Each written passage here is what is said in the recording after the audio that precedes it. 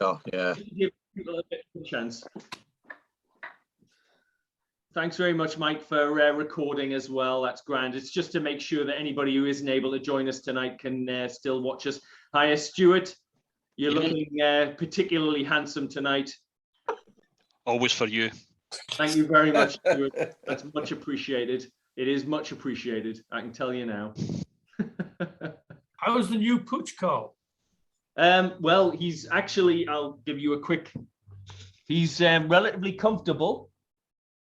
Let me work this out here. Other way. Yeah, I'm just trying to kind of get my head to work. So he's kind of zonked. We've had him out on the metro today and into town to the pub. I don't know what that... You've not given him a whiskey, have you, Carl? No, but he hasn't had a whiskey. Say hello, Aaron. He looks fairly relaxed anyway. I was going to say, I think he is. Yeah. Yeah. Yes, we're just trying to teach him some English from his Arabic, but he's getting there. He's doing Is he? Did he say he's an Arabic dog? He is. He's actually from Oman. Oh, right. Yeah. Wow. So yeah, he's. But he's Is he like a rescue dog or something? Or? Yeah. So he was in Oman, and Lorraine knows a friend whose son was actually out in Oman for the Royal Navy, and he brought him back from Oman. Right. But his dog just didn't get on with him, so yeah. So we gave him a forever home. So yeah, you wouldn't understand the language, so the two dogs wouldn't get on. Yeah. Well, he's probably happy with the weather anyway. Yes. Yeah, compared to there, I bet. Yeah. Right, yeah. So guys, I'll tell you what, we'll I don't know, have you all got your first dram? So it is dram number 1 that we're going to go with, and I'm going to take the risk that Rob isn't going to tell me off for this. But dram number 1 is in fact have you got the signature? So it's the Cotswold signature. Was the first one that I'd numbered number 1. I presume that's all right with you, Rob? Yeah, it's a perfect introduction. Good. Well, before we get anywhere, by all means, just dive into your first dram if you'd like. And I'd like to introduce you to Rob, who's joining us from the Cotswolds distillery. Thank you very much for giving us this fantastic lineup. Yeah, I mean, I guess, I don't know if you'd like to give yourself a little bit of an introduction, big yourself up. Big myself up. I will big up the distillery. I am merely a mouthpiece for the distillery. Hi everyone, good evening, and welcome to the Cotswold tasting that Carl very elegantly labelled. My name is Rob. I'm the global whiskey ambassador for the distillery, but more than anything else, I'm one of its biggest fans because I think we make delicious whiskey. We are an 8-year-old distillery. We started in 2014, and we focus on making whiskey from barley, solely focused and grown in the Cotswolds. So everything that we make whiskey-wise is from single farms within the Cotswolds, and then process is done by us at the distillery. The focus really is on making a fruity style of whiskey in a very, very transparent manner as well. So I'm looking forward to this evening, just simply because I've heard that you guys like to ask a lot of questions, and we are very, very open, and I'm very happy to answer all of those questions. So I'm happy for us to go through the drams. If you've got questions, you know, let's not make it into a free-for-all, but let's at least have a chat about everything, because like I say, I'm not reading from a script tonight. I'm going to be pouring the drams along with you, and we can talk about the whiskey and the distillery more than anything else.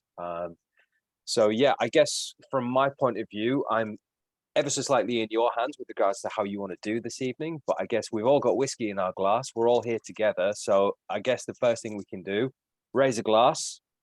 Cheers to you all. Let's have a great evening. Let's enjoy some whiskey. And yeah, as Carl said, the first one is our Cotswolds signature whiskey. Punch. The first whiskey that we ever released back in 2017. Just to go through a bit of the technical facts about this whiskey. So 100% Cotswolds barley. Odyssey is the barley strain. Aikman Street Farm is the farm in the Cotswolds near Blenheim Palace where we source the barley. Floor maltings are done in the South Cotswolds at Warminster, which is England's oldest maltings, and the only maltings that would actually take us seriously with regards to how much malt we needed in the early days of opening the distillery.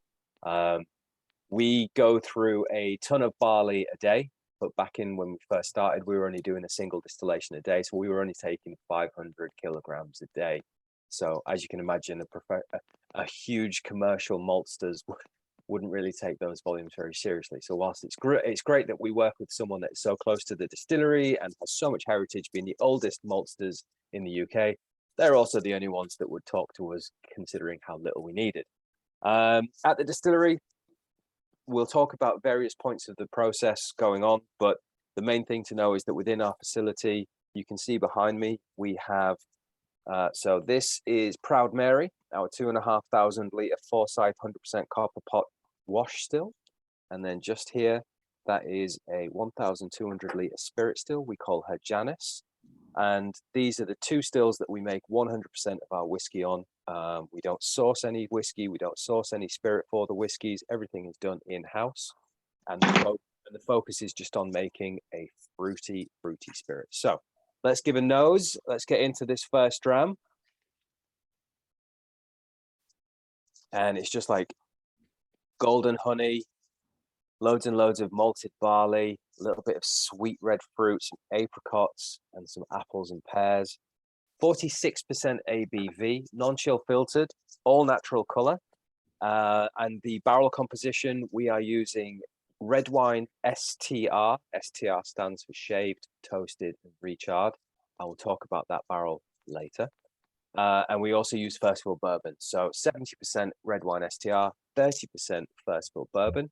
What we do is we bring those two styles of barrels together for a marriage, and then we will redisgorge that liquid into barrel so that it can marry for 3 months together. It's kind of like a process that's quite common in Armagnac, just to let spirit get to know each other. I always use the lasagna analogy of, you know, you make a lasagna, you take it out the oven, and if you serve it straight away, it's just lasagna sheets sliding everywhere.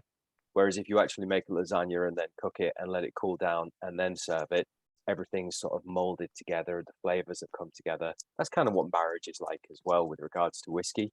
And yeah, like I say, we bring the ABV down to 46, and this is our first whiskey, the Signature. And like I say, it's just a super fruity, nice, easy drinking. It's got some zesty sort of orange and lemon notes coming through on the palate, nice and creamy texture. Great.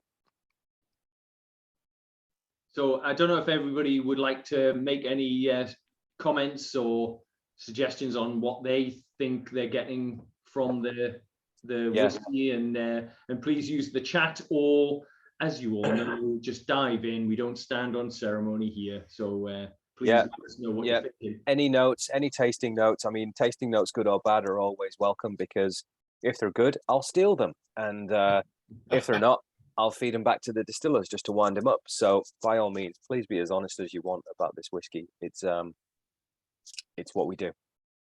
It's very bourbony, quite honey.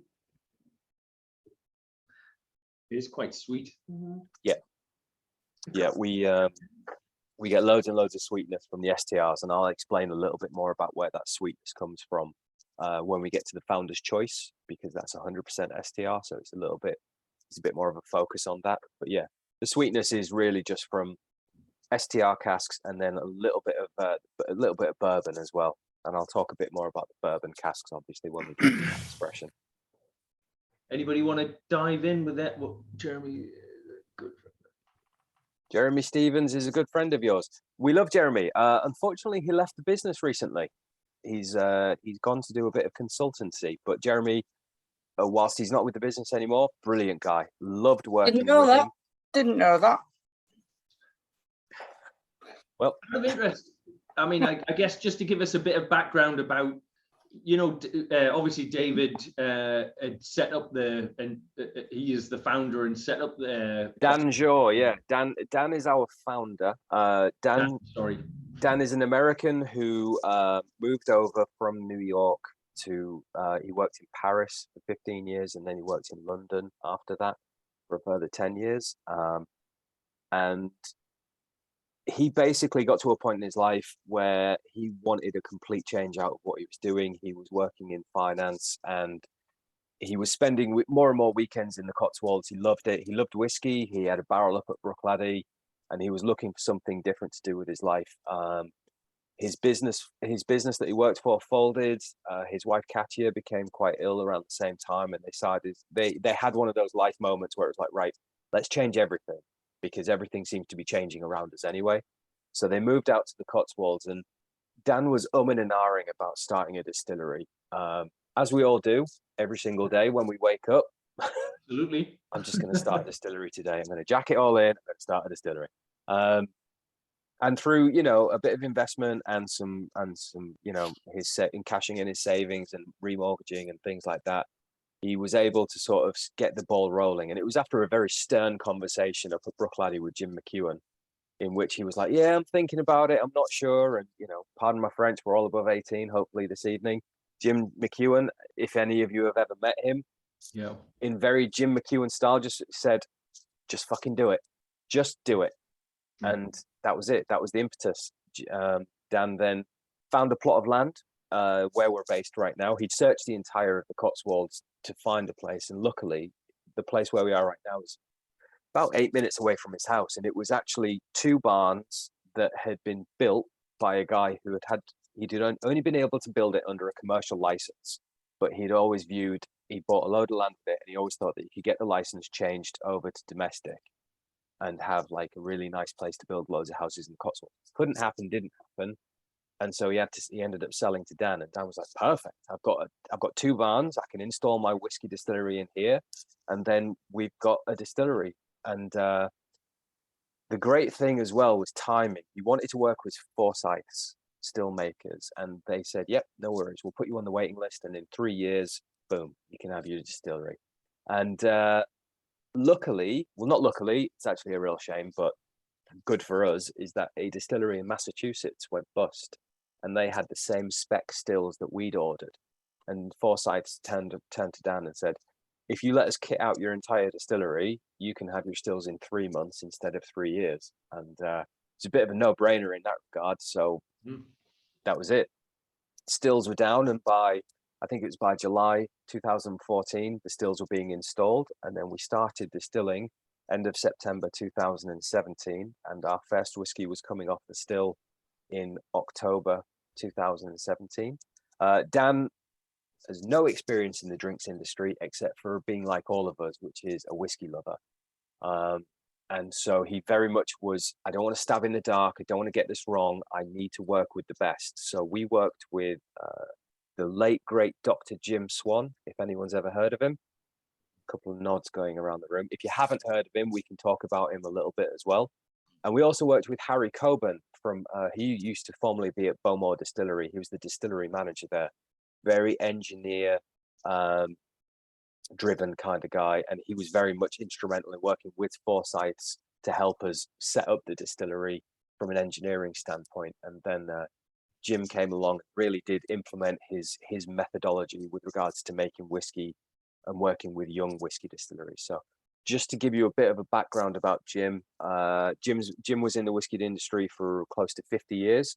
He basically worked for various distilleries, but he also set up Pentland. Well, it started out as the Scotch Whisky Research Institution, which then turned into the Pentlands Whisky Research Institution, which, to cut a long story short, he basically was able to clarify, translate, and create the first ever whiskey flavor wheel. And yeah, he was considered by many the Einstein of whiskey with regards to, yep, there you go. That kind of thing. Yep. So Jim was the first one to ever create that sort of thing and to clarify whiskey and whiskey integration with oak and things like that. So when he turned into a consultant, he was able to work with J. Diaz in Portugal, a really great cooperage that created the STR cask. Again, we'll talk about that later. And he was able to implement the Dr. Jim Swan methodology with loads of New World distilleries, such as, I mean, he's worked with loads, but the ones that are really famous would be Catalan, Penderyn, Kilcoman, Milk and Honey, Guden Carolus, Annandale. I think he worked with McNean, us, to name but a few. And, you know, he really was able to create a great legacy of Jim Swan distilleries. And it was a pleasure working with him because Dan, when we did our first distillation, Dan sent him samples of the first distillation. So cask 1, sorry, the sun is just setting where we live and it's setting directly on me. So it's actually phasing me out. And so first distillation to go into barrel number 1, which Dan owns at the distillery, came off the still. We bottled up a little bit. We sent a bit off to Jim and we said, what do you think? Our first ever distillation. And Jim went, it's crap. It's really fainty. It's no good. I'll be with you next week. So just hold off until I get there and then we can actually dial it all in. So it really is a case of we wanted to work with the best so that we had the best possible outcome. And yeah, Jim was influential in every single part of what we do as a whiskey distillery. And unfortunately, he passed away early 2017 before we were able to release our first whiskey, which is a true shame, but his legacy lives on in many, many distilleries, not just ours. So here we are today, 8 years on. We released our first whiskey in 2017, the signature that you just tasted. We now have, I mean, I did a tasting this morning with the Dusties, wearing their t-shirt. And I think we tasted through 12 whiskies because they came to site. So it would be great if we talk afterwards about getting you guys down to the distillery because we could have a really great tasting at the distillery. But yeah, we now have at least 12 whiskies available. We're in 40 countries. We've got distribution all over the UK, and we are just putting the finishing touches to a brand new distillery, which is quite exciting as well. We will be increasing the volume of what we do liquid wise fourfold. So got some big chunky stills, and I'm actually going to see if I can dig out an image and share that with you now because yeah, considering these tiny little stills behind me, like I say, that's 2,500 litres. That's 1,200 litres. So that's teeny tiny, but there was a great photo on LinkedIn of them being delivered. I think it was Friday or Thursday. Yeah. Let me, well, let's see here. Here we go. I'm just sharing my screen. That's not the right screen. Oh, wow. Can you see Wow. that? Yes, yeah. Wow, yes. Yeah, they're a little bit bigger than Wow. than what we usually go for. So we're super excited about this one because yeah. I feel sorry for the person who had to wrap them in nylon or whatever there. Yeah. That must have been a job and a half. Yeah. And yeah, we're just excited about the fact that also we're going to have a lot more liquid. We're going to be able to just lay a lot more stock down. We're going to be able to start testing around with second fill. And yeah, it's just exciting. But so Rob, just out of interest, the stills, the new ones, the big ones. Yep. Are you making sure that the line arm is the same kind of, is the setup essentially exactly the same as your existing stills, or are you expecting some degree of difference in the distillate that you're producing? I mean, that is the biggest challenge is going to be the scaling to get the liquid correct. But if I'm completely honest, the line arm is the same direction. They are borderline scaled up versions of what we've got because Forsyths did the initial installation. So yeah, these are basically scaled versions. The only real big difference is that we're actually going to have a subcooler for these stills, which means that we'll be able to get the vapor down to temperature in a more gradual fashion with more copper contact. Right. So if anything, we'll have, hopefully, touch wood, a even cleaner, fruitier style of spirit. But yeah, the fermentation vats are big boys, and our mash tun is now a proper mash tun, not a wee little thing that we've got at the distillery. So this is, I mean, it's just really exciting. So roughly what's the production currently as opposed to what you're expecting to go up to in litres per hour? So currently we're at 115,000 LPA, litres per alcohol a year. We're going to go up to 500,000 litres LPA, right, which is massive for English whiskey. But just to put it into context, we're the same size as Kilcoman or Benromach. Yeah. and we're still 42 times smaller than Glenfiddich or Glenlivet. So, you know, it's economy of scale with regards to, yeah, we'll be doing 500,000 litres, which for English whiskey is huge. But like I said, Glenfiddich and Glenlivet are 42 million. So, no, 21 million, sorry. They're 42 times bigger. Yeah. So, I mean, they're big, they're huge, but we're still going to have the same sort of small craft mentality with regards to what we do. None of that is going to be automated. Everything is still going to be hand drawn, all the valves, everything like that. We've made sure the gantry has got enough space for tours as well as a back route so that everyone can run around and get the job done efficiently as well. So yeah, it's super exciting. Brilliant, brilliant. Has anybody got any questions so far of Rob? Are we all good? And yes, so far I've got the numbering correct. Cheers, Tristan, and thanks, Stuart, for getting that for sorting that out. Has anyone got any thoughts or notes on this? Yeah. Hopefully you've all been leathering into it while I've been waffling on so that you can give me a little bit more feedback, because working with whiskey groups is one of my favorite things because you guys tell it exactly how it is. So please, by all means, just tell me what you're getting. Doesn't have to be immediately, by the way. We can do it as, you know, as we're going. Don't want to put anyone on the spot. I'm gonna, if no one answers, I'm gonna put them on the spot. Yeah, well, it's the northern way. Just to clarify, I'm also from the north. I just live in the Cotswolds now. I mean, I think it's as you said earlier, it's a very easy drinkable whiskey at 46%. And I tried just a tiny drop of water, and it took it quite well, given, you know, there wasn't that much left in the glass. So it's very, very approachable whiskey. Nice.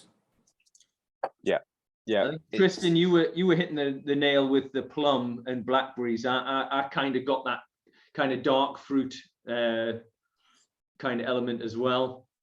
But you probably nailed it a bit closer to the core there. I like that. It's a really good tasting now. It is a very fresh. Sorry, go on. Whoever. No, I was just saying the first tasting I had a little bit of aniseed in the back, and then it just mellowed into like citrusy zest. You know what I mean? I've got very like orangey. Yeah, I was definitely lemony. getting a citrusy taste. I think there's a sort of an orangey. Yeah, it's like it's like orange and lemon zest, like sort of St. Clemens style zest. Yeah, it seems quite a nice mouthfeel to it, quite an oiliness to it, which I like. Yeah, so we work really hard on, we do a 4-day fermentation on 2 yeast strains. So Anchor is the primary yeast strain that is the efficient element of getting it up to 8%, the wash. But then we also use fermenters so that on the second 2 days of fermentation, we're building all of those congeners and esters and making it super funky. So it's like banana bread and charred pineapple and really funky. And that's able to transcend through the distillation as well so that we get loads of oils coming through. It's that's what gives it a really great mouthfeel as well. Was that the intention that Dan had around? I mean, did he have a specific sort of interest in the shape of the stills, like the dumpiness and stuff of the stills, to get that kind of funky spirit out of it? Yeah, we wanted we sort of wanted the dumpy base. We wanted the dimple big enough so that we could get a good amount of reflux in there as well. The Jim Swan method also. So from making the wash, we also let it sit and run clear, so that we've got more clear wash going into fermentation and less grain particles, which means that there's less grain particles to push the alcohol up and to also affect the yeast fermentation, which means that we get more fruit. So it's all about doing more and more fruit. And then the cut points on the stills as well. So we only run in head 7 minutes, and then we cut in at 75% ABV. The ABV does cruise up to about 82 during the heart cut. And then when it comes back down, we cut out at 69%. So that heart cut is high, tight, and really, really bright, full of fruit. And then, so it's 250 litres, our heart cut. Everything else gets recycled back into the low wines. But yeah, it's a really high, bright heart cut. And that was another Jim Swan thing, to just retain as much fruit as possible. Yeah. Okay. Grand. Well, unless anybody's got any more comments on the first dram, shall we do the old thumbs up, thumbs sideways, thumbs down? What's everybody thinking? So I think I'm okay. Right, see everyone. Tim, I'm coming to you. Okay. Oh, and Royston as well. Yeah. Martin, what did you? Oh, yeah. Yeah. Okay. Saeed, what did you think? Were you a thumbs up or? Are we still talking about number one? Sorry, I just Yeah, had number to- one. Yeah. Have you Yeah. shot on to number 2 and 3? So, fine. Great. So I think on the whole, there wasn't anybody who didn't like it, but there was a couple of waverers there. So I'm gonna, in my usual fashion, I'm gonna pick on them because they're the outliers. So Royston, what did you think of it? What? No, it was. Yeah, I am unmuted. It was perfectly nice whiskey, and I've got a bottle, to be honest. Uh-huh. So Christine bought us one when it was sort of first being advertised. So really nice. Uh-huh. But it isn't necessarily one that you'd buy, or no, I've got one, but for me, there's probably going to be better to come. I've already looked at some of the whiskies that are coming. I'm looking forward to those probably more than this because, I'm a bit like you. I go for the stronger taste nowadays. But definitely got you covered in that respect then. Yeah, exactly. So for me, perfectly nice whiskey. It's just I know that there'll be more sort of thumbs up further on. I mean, drink responsibly and all that sort of stuff, but in the same breath, this is a breakfast whiskey. This is a midweek whiskey. This is one that you can pour on a Wednesday night and know that you're going to be okay. This is one that you can turn up to a dinner party, bang it on the middle of the table, take the top off, throw it away, because you can all just sit around, share a dram, have a story, have a yarn, have a laugh, and the bottle will just take care of itself and everyone else. I think if anything, probably for me, it outpunches some other 46% whiskies that I've had. So, nice whiskey. Nice. It's a nice bourbon whiskey. There's no doubt about it. And I think the STR element to this adds a fair bit to it. The majority of it is STR. Yeah, the bourbon just kind of rounds it and gives it those nice honey notes. Yeah. But we'll talk, like I say, we'll talk about STR in a little bit because it's good style of cask. But yeah, I'm happy with that so far. That's good. Grand. That's good stuff. And Tim, just out of interest, was that roughly the same for you? Is it? I mean, my notes are it's eminently quaffable, but a bit towards the too sweet. Right. But it's one that I think Mike put in the notes is one you can just actually give to people and say this is what whiskey tastes like. But to me, it went towards. I used to love Glaver. Yeah. Right. Yeah. Pure, and it went a bit towards that for me. Yeah. But but absolutely delicious whiskey. And like Royston, I think there's probably better to come. Well, I think Lorraine's first comment was, "This is honeyed." So I hear what you're saying about that whole sweetness, and I think if I was doing like an intro tasting, I think that is like you said, it is the perfect example of a real, just nice, quaffable whiskey. It is kind of that, exactly that. Grand. Okay, so Rob, I hope you don't mind. I'm going to introduce you all to Sarah, who's kindly joined us, and she has kindly also provided you guys with a little bit of a sample. Now, I know a little while back I sent out a little bit of a survey saying, would you guys fancy sampling something from small businesses, something that kind of complements or is in some way sort of nice as an additional thing, a bit like coffee or chocolate, but this one's a little bit out there, so please bear with me because I'd like to introduce you to Sarah. And Sarah, I don't know if you'd like to kind of give yourself a little bit of an intro and what we have in our tasting packs for us to have a nose of and maybe try later on or whatever. Absolutely. Firstly, I'd like to thank you, Carl, for inviting me this evening. I'm Sarah Eek, and my business is Homemade at the Elms. I'm a small, independent, local business. I've always been passionate about aromatherapy and the power of essential oils from a holistic point of view.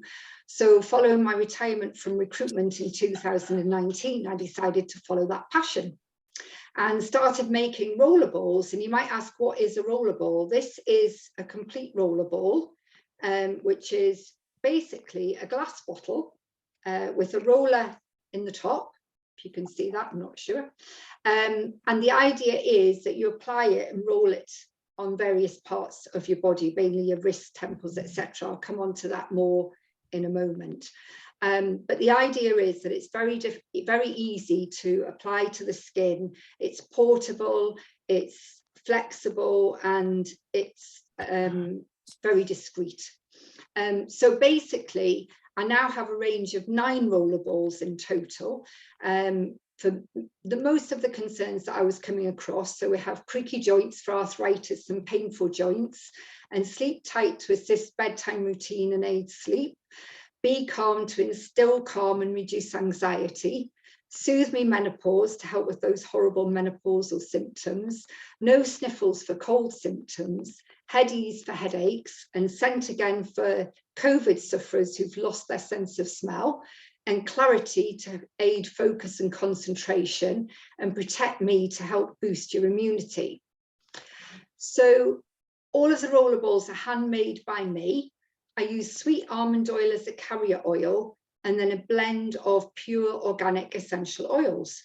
So I've mentioned that in the pack that this is called No Sniffles. So if you got your bottle, what I would suggest you do is just give it a little shake, if you've all got your bottles there, and then open it, and then maybe just pop a little bit on your wrist, either just through the dropper, or if you want to remove the dropper, you can. The only thing is, remember, there's 2 mils of blended oil in there.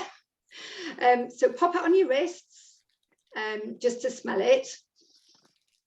And you can probably smell quite a woody and herby scent.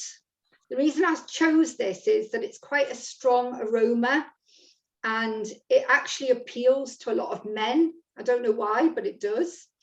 And No Sniffles has multiple uses, because not only is it good for alleviating cold symptoms and blocked noses and chests, it's also good for hay fever. So what's in it is wintergreen, which is, these are all pure organic essential oils. So wintergreen is known as nature's cold remedy, and it actually helps instantly relieve blockages in the respiratory tract and also in the lungs. Cedarwood oil, which helps reduce coughs and phlegm instantly from the lungs. And camphor, which is known as a penetrating oil. And we can relate that not only to the cold wind that blows through the sinuses, but also penetrates to logical thoughts, to rumination of the subconscious, and in fact was used in many Indian ceremonies. It was burned, and it's also one of the sacred 7 substances in Buddha, and is known as one of the oils that can touch your head where no other oil can reach. So it's a very powerful one.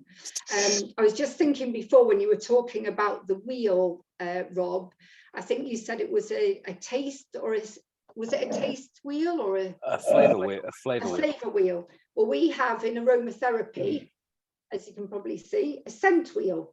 So these are, it's very closely related, I think, to smelling whiskies. As you know, it's all aroma led, and you know, if you put a dash of water into a malt whiskey, it releases the vapors. Once you put a carrier oil in, blend it with organic oils, and then rub it into the skin, then it also releases the vapors, as you can probably tell by if you rub your wrists together. So what do you think of the scent? I think it appeals because it smells like a rugby changing room. Tim, if that's what you're looking for. That wasn't what I was expecting. It smells and immediately just transported back to changing rooms. I was going to say, being on the sideline at rugby games as well, and smelling the wintergreen as people come out. Yeah, I thought that as well. It's quite mentally as well, isn't it? Yeah, I think it's quite menthol. Yeah. But it is woody and earthy. Yeah, definitely woody and herby and earthy, definitely. And I think that's maybe why it appeals more to men. Yeah. Because they tend to go for those sorts of scents with aftershaves, etc. Maybe that's why I like a lot of men's aftershaves. So anyway, the most effective place to apply no sniffles, if you have a cold or think you have a cold coming on, or if you're suffering from hay fever, is actually to put it under your nose, on your temples, and on your sinuses, because it will relieve any sinus pain as well. And the most effective place to put any oils is on your feet. So if you put oils on your feet, within 20 minutes, those oils are within your bloodstream. So the best thing to do is do it first thing in the morning on your feet, and then on your wrists, your temples, your sinuses, etc. And you can keep applying it during the day, and you can't possibly overdose on it. So you can apply it as many times as you like. And it's great just before bedtime when the sinuses are especially clogged up and the lungs are kind of feeling a little bit restricted. It just helps you breathe through it. Some people like to put it on their pillow, but if you don't want to put it on your actual pillowcase, you could just put it on a tissue or a cotton wool ball and put it under your pillow, and you would still get the benefit of the oils from that. So you will also notice... Sorry? I'm just going to say the dog, its nose is sniffing all over the place. Oh. The dog might like it too. So you'll probably notice I've also put in a little business card for you, and a card with the ingredients of no sniffles and where to apply it. And on the reverse there, you'll see that I've actually put you a discount code on if you do wish to order anything from me. So if you place an order on email, and use the code whiskey, you'll have 5% off your order as well. So I would also like to take this opportunity to ask you if you would like to maybe sign up to my monthly email newsletter, which offers news along with competitions and giveaways. You can either drop me an email, or Carl has the link to the sign up form, which I hope he can possibly email out to you. My email address is homemade@theelms@gmail.com, which is easy to remember. I'm happy to answer any questions, and thank you for listening, and I hope you enjoy the rest of your evening. Thank you.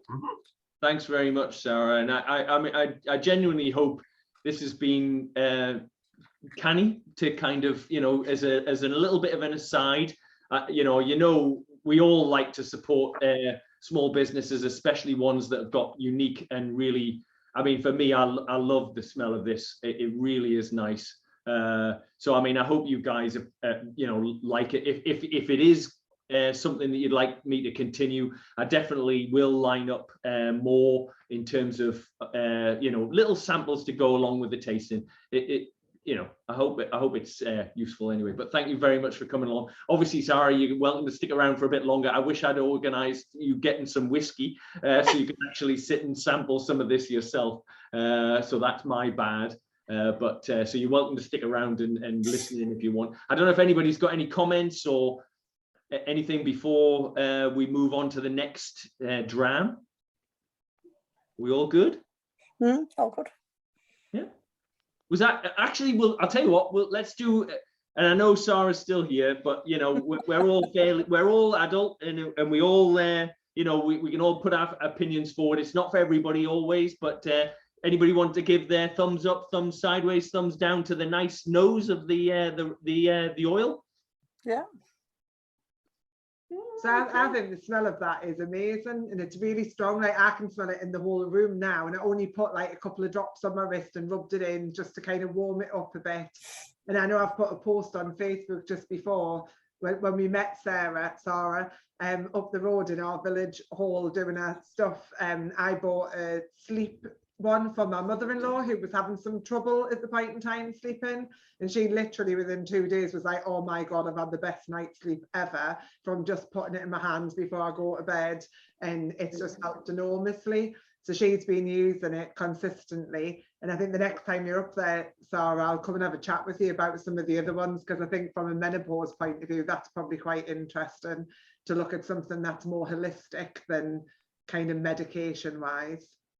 Brilliant, that's great. Thanks, Lorraine. I think the thing is, it's a natural and organic solution, like you say, rather than being prescriptive. So you're not putting, you know, there's nothing alien in here, there's no additives, it's totally organic and pure. Yeah. So very safe to use on anybody. But thanks again, Carl, for inviting me. And if you ever wanted me to come and do another blend, I'm more than happy to do it. I've really enjoyed it. Oh, great. Thank you. Thanks for coming along. Thank you.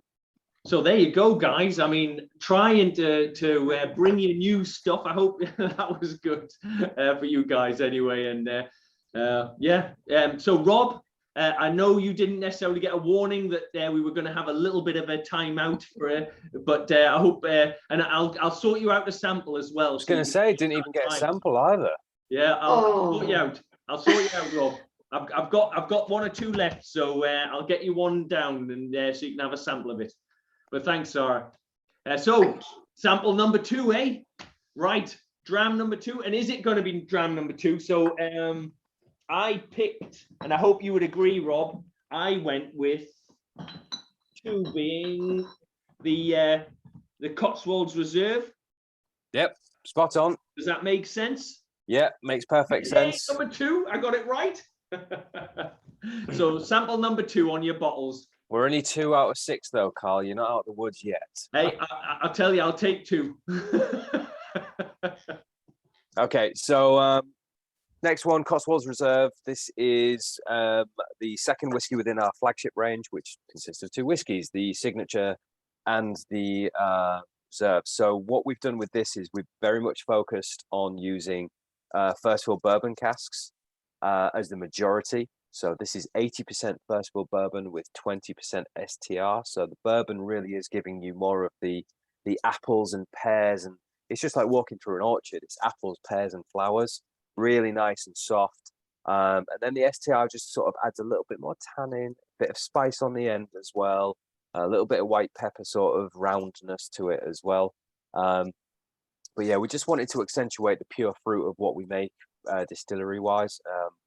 And you know, we released the bourbon cask and the reserve December 2021 and January 2022, and it very much was the start of what we're going to be doing, which is leaning a lot more into first fill bourbon casks. So yeah, please do let me know what you think of this one, because this is just a summertime whiskey. I've just, sorry, just so that you know, I've just put the sign up form for Sarah. So if you're interested in signing up to the newsletter, I've just put it into the chat as well. Sorry, I should have done that earlier. So what's everybody thinking? Everybody's gone stunned silence. I have to say that's got a lovely aftertaste to it. Yeah, really nice creamy long length to it. Yeah, it's very soft. You get a bit of the spice. Very sweet. It is very sweet, yes. I complain, it's too drinkable. Honeyed coconut vanilla, bang on, Tim. I'll talk a bit more about the bourbon casks when we get to the bourbon release, but we are using some really good quality style bourbon casks for this, and it was just about leaning a bit more into Birmingham bourbon, but also having 50% a little bit more accessible, because after this we're high 50s to 60s. So just having something a little bit more accessible ABV wise, and just sort of going more towards the softer fruits as well. Rob, for your bourbon casks, are there a particular bourbon distilleries you get them from, or is it just whatever's available at the time? Great question. That was, let's just do it now. So originally, when we worked with Jim, the great thing about working with Jim Swan was we also got his Black Book of cooperages. So we use J. Diaz in South Portugal for the STRs, and he's the cooper that actually developed the STR with Jim. So that's kind of source for that. With bourbons, we originally went to a broker who gave us either Buffalo Trace, Jim Beam or JD casks.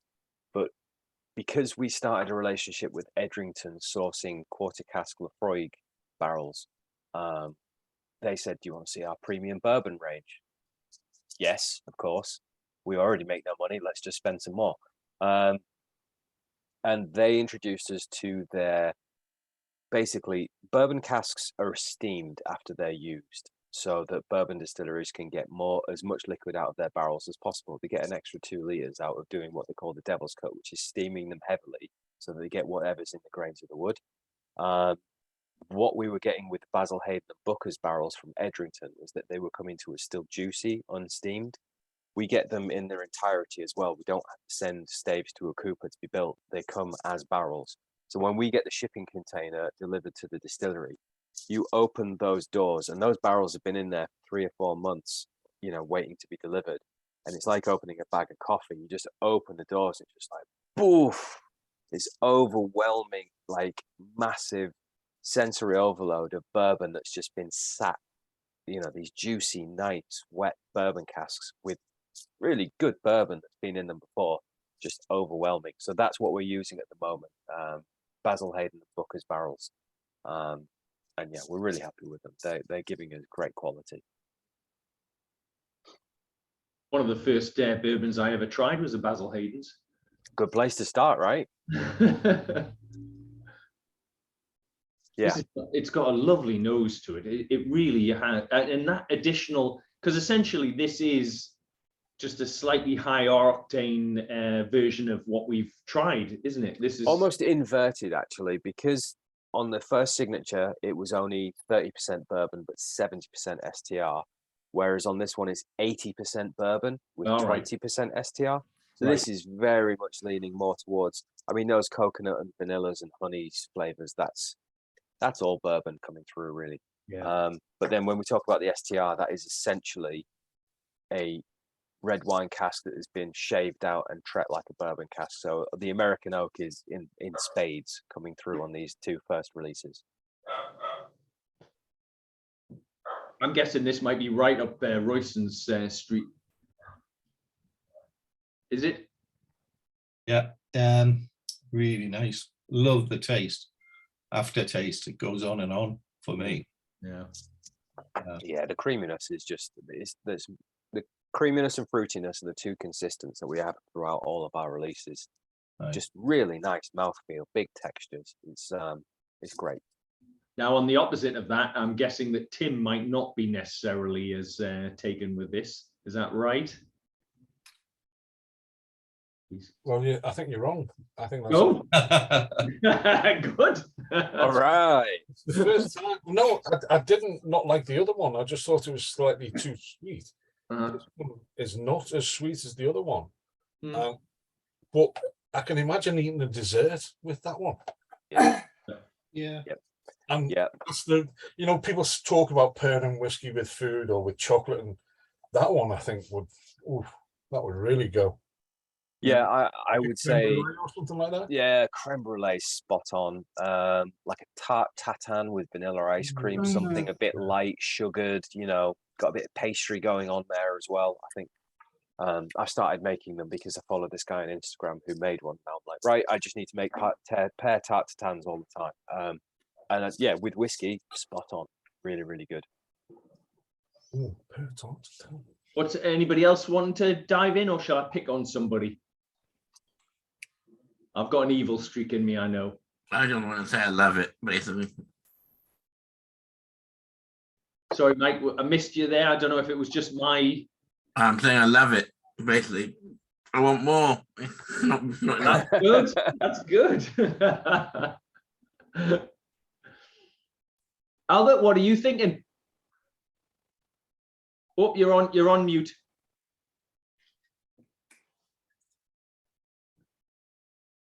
It's absolutely gorgeous. It's a lovely flavor. I'm kind of getting, I'm no expert at all, but I'm getting citrusy flavors and just lots of complexity of flavors, and it's absolutely beautiful. Oh, good really stuff. nice. Brilliant. Good stuff. Great. Albert, is this the first time you've done a virtual tasting, or? Yes, it is. Yes. Are we getting your approval so far? Are you enjoying it so far? 100%. I mean, I had a few bottles of whiskey bought for me over the last couple of years, and Tim's bought me a couple of really lovely bottles. And it's a great drink, isn't it? Whiskey. It's interesting, and I don't get the other. I don't get all of the flavors that other people get. But I just know it tastes absolutely fantastic, and there's loads of flavors. Albert, it's all about repetition. The more whiskey you drink, the stronger your palate and your muscles of that nature get. So you're just gonna have to lean into it, mate. Yeah, it's a tough uphill struggle, but you'll get. I think. Well, I know that everybody here would agree in saying that, you know, like I'm hopeless at describing what I taste. But I know what I like, and honestly, it's just about sharing what your view is. It doesn't matter how little you verbalize it or not. You know, honestly, and Rob's absolutely right. The more you try, the more you're able to kind of fall back on some of that history and kind of you can describe it a little bit easier. But it doesn't matter. There's no shame in not being able to make that connection between what you're tasting and what you can actually connect it to flavor wise. Yeah. And as I say, it's a muscle memory thing. I used to work in wine, so we used to taste like 10, 12 wines a day. And, you know, you can access those flavor profiles and those aromas really quickly because you're doing it all the time. If you're just having a dram of an evening, it's a bit tricky. So there's no shame in going, I don't get that. I don't really know what you're saying. It's just you like it or you don't like it, or you're just kind of trying to figure it out. But don't worry about it.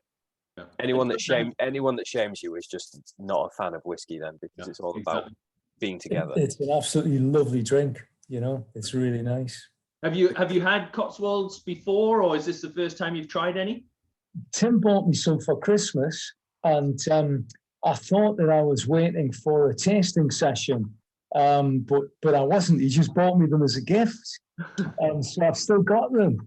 And then I met up with Tim this week, and we had a coffee together, and he gave me the next Cotswolds whiskies, and yeah, they're lovely. So, Tim, I've got your previous, as you well know, I've got your previous gift to taste as well.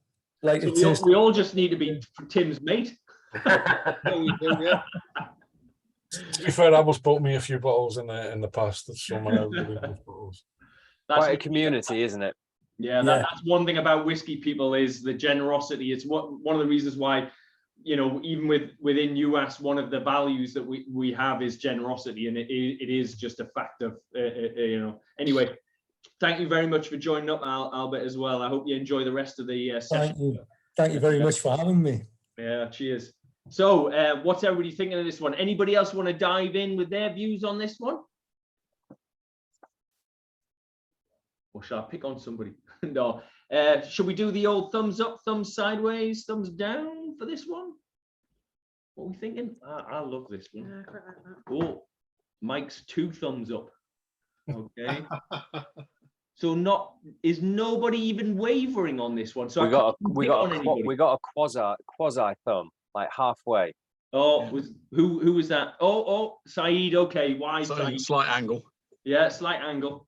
Yeah, I just, you know, I like the whiskies that put a hair on your chest. And so, I mean, spot on what people said about a summer sipper, a dessert. I'm literally getting like pear and short crust pastry and custard. It's a little bit circumspect for me. I wanted to kind of get out of the bottle and smack me in the mouth, pin me down and pour itself down my throat and say, taste this. Yeah. So don't worry. I'm very confident we've got that still to come. Dave Ogden, what did you think? I didn't notice whether you put a thumbs up or. Yeah, I mean, I think it's a beautiful breakfast dram. I think it's easily drinkable. Definitely agree that you could put that on a table in an evening while you're sat out on the patio drinking it. And I say with respect, Rob, it's an inoffensive but very, very nice tasting whiskey. Do I like it? Yes. Would I go out and kind of deliberately look for it? Maybe not. But that's not because I don't like it, but because Maybe a little bit like Saeed, I tried to go for something that is going to challenge me a little bit more. It's very, very nice. I don't agree necessarily with other people saying it's a really complex whiskey. I'm not going to lie to you on that one. I think it's beautifully sweet. I agree with Tim, absolutely. You could put that with a dessert, but I would go with a sour or a tart dessert as opposed to something sweet, because I think it would kind of offset that very, very well, and it would kind of play into it at the very end. You get that STR kind of finish right at the very, very end, where it's kind of quite a drying finish, I thought, at the very, very last part. But yeah, that's me. Nice, I like it. No, that is great. But to be fair though, when I first nosed it, I'm not going to lie, a picture came in my head, and I was going to keep my mouth shut. But now Carl's called on me. I'm going to tell you what I thought. I thought of kind of a Japanese type cherry blossom grove with white cherry blossoms, kind of walking with the sun and just the kind of. It sounds ridiculous. That's what came into my head as soon as I nosed that. That's where I went, and it's a beautiful, as I said. It's a great dram. Would I go out and try and source it? You know, as in a must have. Maybe not, but it's definitely something. If it was there, I'd grab a dram or two of it and get on my way. I love the cherry blossom. A lovely picture. I know what you're saying, Dave, because I don't know if people who live in Newcastle, sometimes you walk on the ground floor of Phoenix, and there's like all the perfumes and beauty, and it's kind of that heady, sweet scent. You know, not artificial in any way, but it's that kind of sort of highly scented that hit me as well. Yeah. Okay. Tristan, you got a question to ask? I don't know if you want to just ask it. I know you put it in the chat as well, but was this some? Yes, it was. Yeah, yes, it was. 2, 3, 4 months ago. Yep, that was the Somerton bottle. Cheers for joining, Tristan. Okay, so in that case, without further ado, what have you chosen, Carl? So I went, number 3 was the bourbon cask. So I thought to kind of hit the bourbon sort of profile as much as possible initially. So I went with the bourbon cask. Let's do it. Is that okay with you? Would that have been the choice you would have made, or would you have stirred it up a bit? I stir it up a little bit, but it's not a wrong choice. There's no. No. Hey, come on, we're all pouring whiskey here. There's no wrong thing, right? No, but Rob, I was going to say, if you would suggest, I mean, I have nothing to go by because I never tried the whiskeys until the night either. So if you would recommend it, we can easily switch numbers. So which number would you? Oh, sorry. What would you suggest next? Let's do Founder's Choice next. Founder's Choice. So that's number 4. Yeah. So I mean, don't get me wrong. Like I used to do Signature Reserve and then bourbon, and then I did a few tastings where we switched it up, and you kind of just sort of you're breaking that bourbon thing up a little bit with something a little bit. You're introducing the cask strength a little bit more with a bit more accessibility, so that when you get to bourbon cask, you just kind of changed it up a little bit. So you're absolutely right in your thinking, because that's exactly what I was doing. But like I say, let's do Founder's Choice 4. Let's just do 4 and then 3, and then I'm 99% sure that you've got the rest right as well. So hey, come on. You've shot down already. Thanks, Royston and Chris, and cheers, guys. It wouldn't be the same if they didn't get to take the piss out of you for getting the numbers wrong. He's got all the right whiskies, but not necessarily in the right order. Story of our lives. Walking wise there. Slange, by the way, everybody. Yes, Slange. So number 4. Number 4, Founder's Choice. So I'm actually going to do a bit of a share screen on this one, because I've said STR about 200 times tonight, but I always like to give people a little bit of an overview with regards to what STR is and what it brings to the table. So if you just bear with me, here we go. Share a screen. Let's do that one. So what is an STR? An STR is a American oak barrel that has been used at a winery. Usually it's barrique size, so about 200 liters. It'll go to a hot climate winery, such as Portuguese wine, wines from Rioja, wines from Napa, in California, or even Lebanese wine. We've had some Lebanese ones as well. Always American oak. And then once it is finished at the winery, it goes to the cooperage. Like I say, we use J. Diaz in the south of Portugal. And you see the left-hand barrel, it's very, very dark maroon, stained with red wine. That's sort of a very wet red wine texture. And within that, you will get a lot of amino acids, which if you just put whiskey straight in there, could be fine, could have a sulfuric reaction. It's a gamble. So what the cooper does is that they will shave the interior of the barrel out on the inside. And then what that will reveal is a sort of purple stained virgin oak. So an empty wine barrel can still contain 5 liters of wine in the grains of the wood. So we're only shaving out the interior. So we're not taking away any red wine, just taking away any wine that can cause a sulfuric reaction.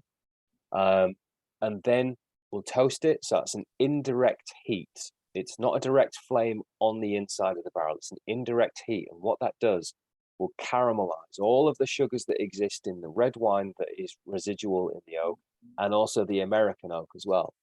And then finally, a char, a really heavy char, the last image. And what that does is seals in all of the sugars that you've created. So you've got loads of nice soluble sugars. Also opens up the grains of the American oak, and the char on the inside will act as a filter to take away any sulfuric notes that you may have. So you get infiltration, natural color, loads and loads of soluble sugars and sweetness. You're getting red wine, but then you're getting virgin American oak as well. And that is basically, this is Jim Swan's creation. It is a shaved, toasted, and recharged style of barrel. It's a barrel that he's used at a lot of his different distilleries that he's worked with. The most famous representation of that is the Vigna Barrique by Cavalan. That is 100% red wine STR. And he takes it wherever he worked. Kilcoman have done them. I know that Penderyn used them. Wireworks, there's 75% STR and 25% bourbon. McNean used them. So they're getting to be quite ubiquitous with these young new distilleries. And so what we wanted to do was do a cask strength version. We dedicate this bottling to Jim Swan. So on the back of the label, we mention Jim by name, and this is an homage and paying respect to Jim Swan and what he was able to do. So this is at 59.1%, no, 60.4. And it's just great because you get chocolate, toffee, plums, figs, cherries, and then you also get those nice coconut notes from the American oak. You get tannin coming through quite nicely as well. It's up at that ABV that we all appreciate, but it drinks quite easily. It's not just an assault of alcohol. And the great thing about this as well, if you add water, you're not washing anything away. You're actually just going to get more and more flavors loosen up and come into more fruition. So we've tried this at various different ABVs. We love it at 60. We've released it at 55 in an independent bottling. My personal trick is that if I get a bottle of this, I'll put it in a carafe at home, and then I'll add 187 ml of water, because that takes the ABV to 50, which means that I can drink it during the week instead of just reserving it for a Friday or a Saturday night, so that I'm not. Hang on, Rob. I'm going to stop you there. Right. You told us that you were a northerner. I mean, geez, I can tell you now you're not. All I'm saying is I work in whiskey, and then the best way to work in whiskey long term is to not be absolutely arseholed first thing in the morning, because I have to drive all over the country. So it's just for longevity in my dream job. That's all it is. One thing I didn't realize that it was only red wine barriques that they tended to use STR for. I thought STR was used more broadly. Don't get me wrong. I'm sure there are elements. I mean, I think there have been some sherry barrels that have been done that go through shave toasting and recharring, but the most famous style is definitely those from J. Diaz. Miguel Martin does it as well down in Europe. It's just a process more than it is anything else. But the red wine is definitely probably the most prolific, simply because other barrels, such as, say, for instance, sherry, they're seasoned with sherry, whereas red wine is used to age red wine. And like fortified wines like port, sauterne, and Baume de Venise and things like that, they're seasoned or injected whereas red wine is used to age the wine. So that's why they're the most consistent when it comes to using the STR process. So Rob, can I ask a more broad question, if I may? So I guess English whiskey is carving out its own place in the whiskey world, which is great to see. There's distilleries popping up all over the place. The Lakes distillery obviously have a signature profile, that of sherry. Yeah. Bimber were predominantly bourbon until they've kind of started releasing everything but bourbon, just to not be bourbon. Do you have a particular signature? Now, the previous two were obviously breakfast drams. You've talked about STR a lot, and this was the STR I was hoping for, because this is, for me, fantastic. I love STR casks. I know it can I know it's not to everyone's cup of tea, just simply because of what they're doing to the cask itself. I get that. But for me, I do enjoy them. So do you have a particular style that you're aiming for, or are you just looking to do your own thing, produce the whiskies you want to produce because that's what you want to do? There's different layers to that, and I'm not going to avoid any element of that question because I love that question. So I'm going to answer it in a few different ways. First thing, STR is definitely a cask that we lean into. It's 60% of our use of our oak. And for any young distillery, let alone us, it is a brilliant style of cask of being able to have expressive whiskey quickly, because you're able to get, I mean, just to give you an indication, if you can see the color. Yeah. STR does that in 18 months. So for a young distillery, any young distillery, it is brilliant to use, and we love it. Time will tell on what a 10-year-old STR in English climate looks like, and a 12 and things like that. Our oldest are about 7 at the moment. So for now, I would say our house style is more STR. However, saying that, as we get older, I personally think, it depends whether you ask Dan or Nick, our head distiller, or me, we all disagree, which is great. I actually think that our house style going long term should be bourbon. Our soft spirit with bourbon long term is just going to get better and better and better.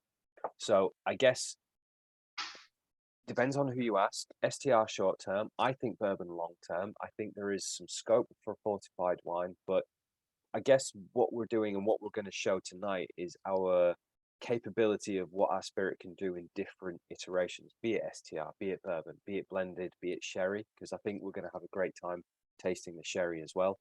So let me just summarize all of that. Short-term STR, long-term, I think bourbon, and then I think the capability to venture into sherry, venture into fortified wine is also a strength.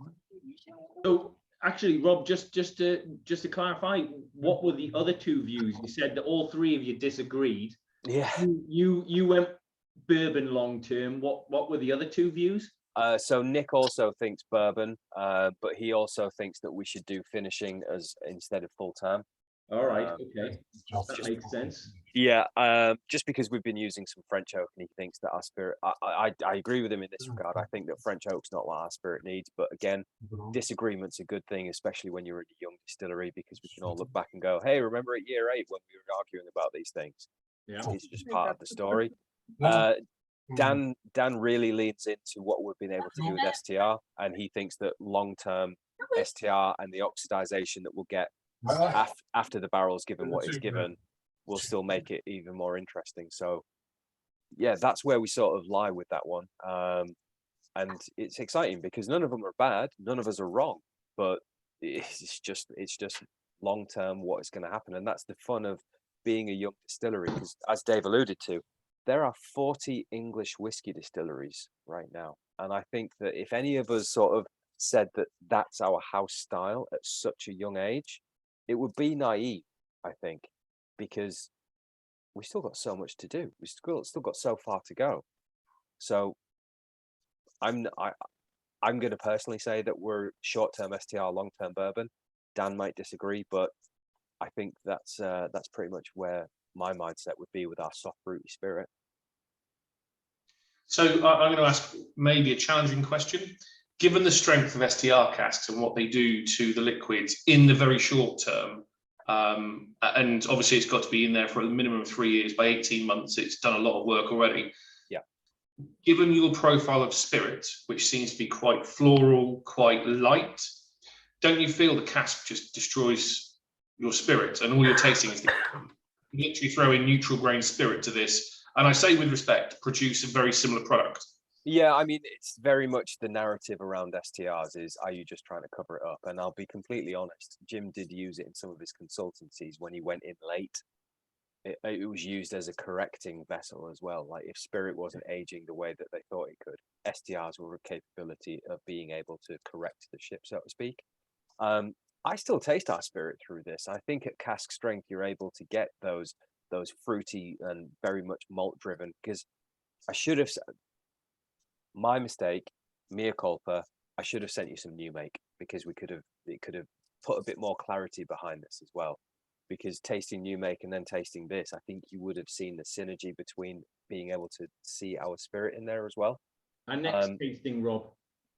Well, yeah, I think that if we can organize another tasting, you know, later on in the year, we can definitely lean into some of our more VDN styles and send out some new make and even dig a bit deeper. But to not get away from what you're saying, Dave, I still think that our characters are available within even the founder's choice, and that's why I released it at 60%, because you can still get our floral, sweet, and very much barley-driven style of spirit. So what I'll do is Carl, I'm going to send you a bottle of new make if you want to send it out to anyone that's interested, and we'll just go from there. Well, actually, I know that the guys have, there's been a bit of interest in doing session 3 and 4. We did a while ago, actually in 2020, when the lockdown hit, we did a not for the faint of heart. Nice. Where we did 13 different new makes from different distilleries across, well, including the likes of Milk and Honey. We had the lake, not the lakes, Bimber in there. We had a bunch of distilleries actually. Bimber new makes amazing. Yeah, well, and the variety of the new makes was just incredible. But we didn't have Cotswolds in there, so I might try and see if we can reorganize. Yeah, but yes, we're big fans of new make, because it does give you a feel for the whole overall profile of a distillery. So thanks. Yeah, well, like I say, my bad for not sending some, but I'll send you some just so that you can sort of connect the dots. Yeah, well, I can maybe include that in the next tasting sets. So thanks for that. Yeah, no problem, mate. No problem. Rob, I know I said I think it takes a lot away, but I think this is a brilliant dram. So I don't want to take anything away from what you produced. I just think maybe Jim did a great job, but there are certain things that STR hides, and I don't think you need to hide, by the way. I think you've got a brilliant spirit, but I just wonder how much of it, and you know, maybe having that side by side would have been useful. I appreciate, you know, hindsight 2020 and all, but yeah. Thank you for at least the honest answer. Yeah, yeah. And the other thing as well is now that we've got the portfolio that we've got, it's very interesting because it opens up dialogue like this with regards to extractive styles of casks like STR, like sherry, versus casks that will definitely much give you the spirit of the spirit. Tell you like bourbon, the reserve. Even the peated cask, which is an ex-bourbon cask that's then been coopered down and used at Lafroig, you still get those bourbon characteristics, which will then highlight the spirit. So it's actually nice to be able to have both of those narratives side by side, as opposed to, like you say, do we have a house style? Short-term STR, but now that we've got more bourbons coming out, we've got more fortified wines, I'm still not in the camp that we're going to have a house style. I think our house style is a fruity spirit, and it will shine in different characteristics. Sam Simmons from Master of Malt, he said it best. A whiskey distillery's voice is its new make, and then the subjects in which that voice talks about are the barrel expressions, if that makes sense. And I think that we've got more stuff to talk about.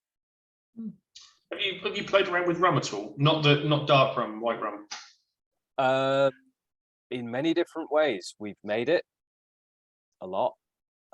We've aged our rum in quarter cask cream sherry barrels, and then we've disgorged and sold it and put our new make spirit into those barrels, which is quite exciting as well. And then we've also got rum We've got a rum release that was our Hearts and Crafts this spring, which was French oak red wine seasoned and then re-seasoned with Jamaican rum, and then we put our spirit into it. So I don't know whether I answered your question or not. No, I think your spirit, I don't know why, I think it would work very well in rum. I'd be very interested to give that a go, but not a dark Jamaican molasses type rum. I think something a lot lighter. I think it would complement as opposed to extract, you know. Yeah, we yeah, I mean, don't get me wrong, the latest rum cask release that we did, I liked it, obviously, but it wasn't something that sort of made me go, whoa, that could be the next big thing for us. So yeah, I think there is some more experimentation to that. So looping all the way back to your original question, I don't think the house style is fully dialed in yet. I think we are still, because we are one of the older distilleries as well, except for Adnams and the Nelstrups over in Norfolk, we're still progressing to see where our spirit is with different types of wood and different types of oak barrels as well. So yeah, I mean, funnily enough, we can continue this because it's a perfect segue when we get into our bourbon cast next, because these are two completely contrasting drams. This is a great way of getting your palate acclimated to 60% whiskey, so that when we get into the bourbon, it sort of eases in nicely. So all of this is cyclical and works out quite nicely. I'm really looking forward to it. Very long words for this time of night on it. Sorry. You know, that's grand. What should we do? Should we do the old thumbs up, thumbs sideways and stuff? Let's have a look at what you think. Okay. Saeed's in. Okay, yeah, okay, yeah. Ooh, Stuart, I'm coming to you. Royston, what did you think? Sorry, I missed. Okay. Martin, what were you thinking? Oh, yeah, sorry, I can see. Yeah, okay. Yeah, okay, I think. Bill, I missed was it a thumbs up for you, Bill? It was, definitely. Okay, all right, grand, okay. So, Stuart, you handsome devil. Come on, tell us, why was it sideways? The first two drams I felt were quite reminiscent of Lowland Scotch whisky. Immediately on the nose, I was thinking Bladnoch. I almost kind of similar track to what Dave was talking about there. I just kind of lost that track. I was in a right good groove with the first two. The fact that it was cask strength as well. So what? I'm sorry. Like sometimes I feel like people say breakfast whiskey, and it's almost like it's maybe not meant derogatory, but it's how I kind of take it, to be honest with you. Yeah. ABV, I'm not fussed at all. If it's a good tasting whiskey, unless ABVs are relevant, you know. I mean, I think kind of 46 is as low as it should be, to be honest with you. But the fact that it's a way up into high 50s, early 60s, yeah, so be it. I mean, I think you said yourself, Rob, that your kind of tact was to bring it back down to 50%. You know, that kind of speaks volumes for me if you work with the distillery itself. Yeah, I mean, I'll be honest with you. I mean, I have nothing against anything we release. It's very much a pleasure and a privilege for me to be able to talk about our whiskey openly because I love it. Saying that, I do sometimes have a little bit of pushback every now and again, because we do have cask strength whiskies, and cask strength is great, you know, in these sorts of things. But I cask it down to 50% because I like my drams around 46 to 50, no lower than 46, because I like all of those oily notes. But 46 to 50 for me is a sweet spot. So yeah, I bring this down to 50 because, like I say, it's not so much about the ABV, no. It is about the accessibility of that flavor profile and having that dram. So yeah, I mean, the great thing about whiskey as well is there's no wrong or right. So it's not about me sitting here having to defend it, because at the end of the day, we're all sat here, we're all objectively tasting this whiskey. And so, you know, I don't take offense to anything. I mean, that is one, because I'm Northern and, you know, thick-skinned, and two, because whiskey is objective. What's the point in me going, nah, you're not right. No. It's like, no. Let's have a conversation about this, because that's what whiskey's all about. Open a bottle, have a chat, see what you all think. Yeah, I mean, it's not bad. It's you know, it's nice enough, but as I say, it just kind of felt like I was kind of like, you know, on a bit of a journey with the first two, and I've just kind of lost that a little bit with going into this drum. But well, I'm psychologically nice drum. manipulating you because the next one's going to bring us right back to where we were. So it's just a journey. I mean, cheers. Cheers, Royce. And that's that. I don't know if anybody gets a chance. If you didn't take part in the Faint of Heart sessions, Royston's just shared the flyer I did for them. Thank you for that, because actually it's just reminded me just how damn good we had a lineup in those new makes. Just thought I'd post it so Rob could see what we. Yeah, I'm saving it right now so that I can have a good read and nerd out. Yeah, I should have kept the which was it, the Daft Mill new make, because I think I could have sold that for thousands now. Yeah. Nuts, isn't it? Yeah, no joke. You could have, yeah. Yeah, grand. Okay. I don't know if anybody else wants to jump in with their views before we move to dram number 3. Well, this is, I mean, the color really excited me to start off with. And then, I mean, this is not just up my street. This has come up my street, got into my house, hung its clothes in my wardrobe, taken a shower, made a cup of coffee, and picked what film I'm watching. I love it. It's you know what I mean? It's there is that kind of line. I was thinking of rum fudge when I first smelt it, and I'm interested about talking about the rum, and then the finish of it. You know, it's like spicy and sort of like a wasabi, gingery hotness. You know, I could be embalmed in this when I go. There you go, Rob. I bet you've not had somebody say that they could be embalmed in it. This has been recorded, right? No, actually, I've changed my mind, because if I get embalmed in it, then I won't taste it. No, I'll drink it, and I'll have a little bit around in the wake for other people. You can be embalmed internally. I'm sure it works. Probably, but you know, this is me. This is much more me than the first two. And as Stuart said, it is purely subjective. Yeah. I think come on, I mean, like I say, it's whiskey. If it pleased everyone, it'd be boring. Yeah. If it did that, we wouldn't have these calls. Yeah, exactly. We'd just be like, "Hey, whiskey, it's nice, isn't it?" And then this wouldn't happen. So, yeah, I love it, and I think there's always a conversation to be had. Right, so we've spoiled it, and we know what dram number 4 is now, don't we? So dram number 3, though, is now, or the sample bottle number 3 is the one we're diving into next. Is that right, Rob? Yeah. Yep. But it's dram 4. Don't confuse things. Sample number 3. 3 is a new 4. It is very nice. That is really quite spicy, like gingery, I think, on the palate. Yeah. I've got quite a lot of heat afterwards. Yeah, there is quite a bit of heat going on. That actually feels bigger from an ABV perspective than the one we've just had, and yet it's it's a touch lower. It's a touch lower, yeah. Yeah.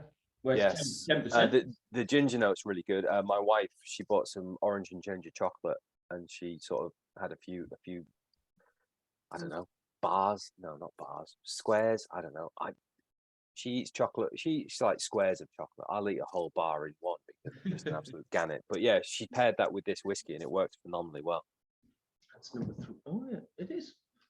Oh, right. It's 59.1%. Yeah. Sorry. Yes, it is about the same ABV. Yeah. Sorry, I don't know why I thought this was only 50%. It's got quite a lot of heat in it. It has. Yeah. So this is now our bourbon. This is what we're getting from the Basil Hayden Book of Barrels. This is very much, like I say, this is my personal view as to. I think personally, if we give this a chance, this is going to be our style moving forward, because soft spirit, good quality American oak that's been at very, very good bourbon distilleries, it's always going to show a really good process of honest spirit. Billy Abbott said it. He said, as soon as you've got a bourbon cask, I'll come and visit you. And so lo and behold, we released this, and in January he came along. He's like, yep, that's exactly what I'm talking about. It is just really nice. It's lemony, it's citrusy, it's got those ginger notes coming through, but then the creaminess sort of rounds it all together as well. Yeah, I mean, at 59% for a bourbon cask, this is great.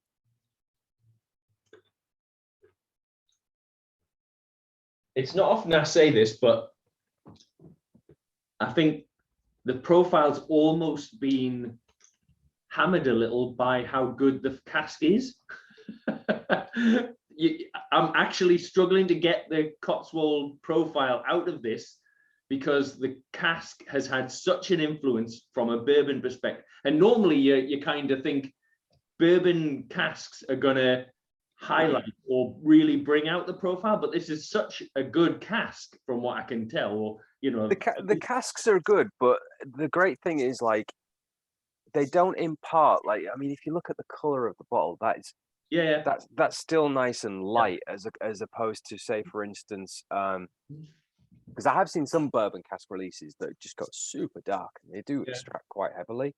But I think we've caught this at a point where it is just still nice. It's got really nice florality to it, that ginger, citrus, honey sort of thing going on as well.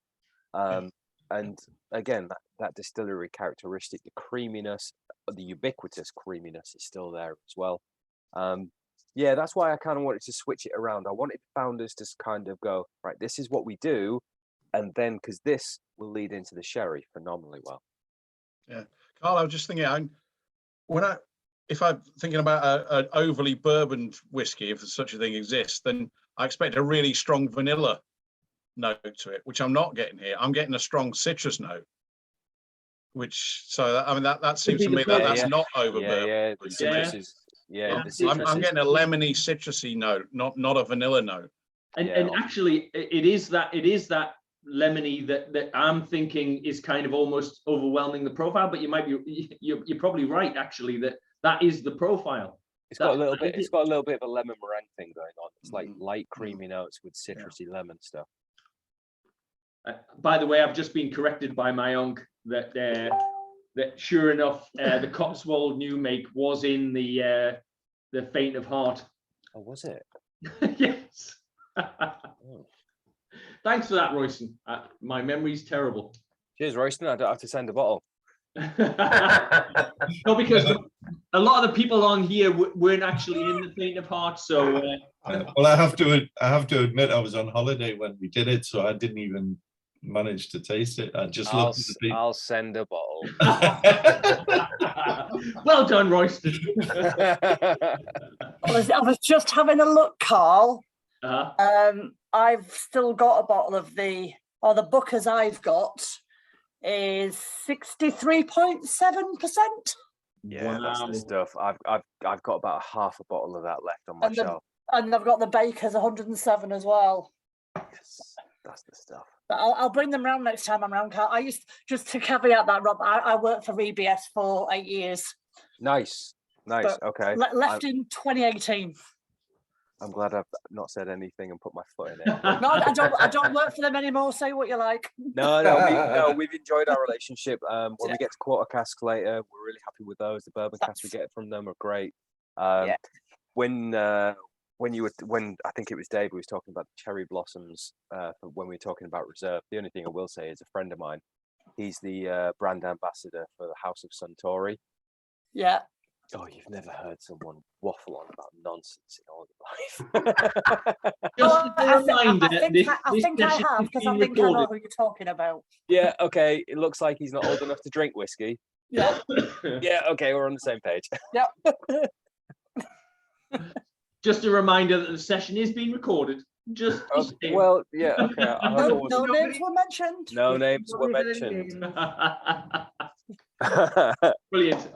So, does anybody else want to jump in on what they think about this one? Are we all? So, should we do the old thumbs up, thumbs sideways kind of malarkey? Okay, Saeed, straight in with the sideways. Oh, Albert's. Oh, yeah. Right. Okay. Right. Okay. So. Sorry, Dave Ogden, what did you think again? Sorry, all right, okay.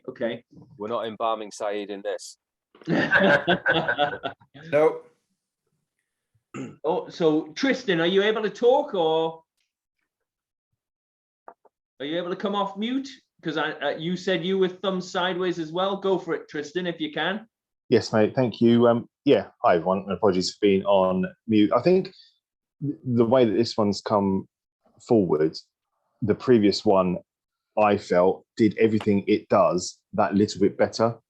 And I'm massively with Saeed that the previous dram number 3 was my lord. It was superb, and it can have the keys to the house, and it can have everything. It was fantastic.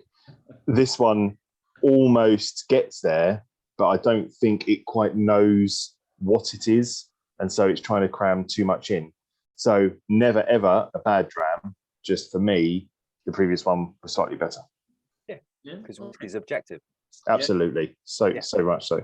Yeah, Tristan, just out of interest, have you had many STR matured or finished whiskies, or?